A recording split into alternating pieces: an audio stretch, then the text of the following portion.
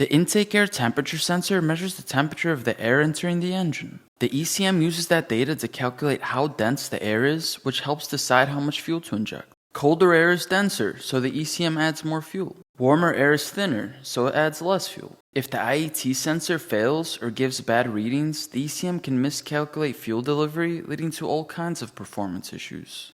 The location of the IAT sensor is usually in the intake tube or built into the mass airflow sensor, depending on the vehicle. If you can't find it, I'll leave an excellent repair manual in the description below.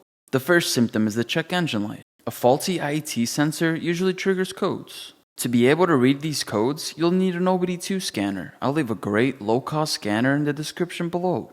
The second symptom is rough idling or stalling. Incorrect temperature readings during startup or idle can throw off the air-fuel mixture. This can cause the engine to idle unevenly or even stall, especially when the engine is warming up. The third symptom is hard starting.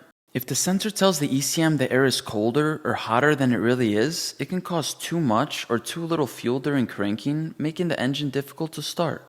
The fourth symptom is hesitation or poor throttle response. A bad IAT sensor can confuse the ECM during acceleration, leading to a sluggish response or hesitation when you hit the gas.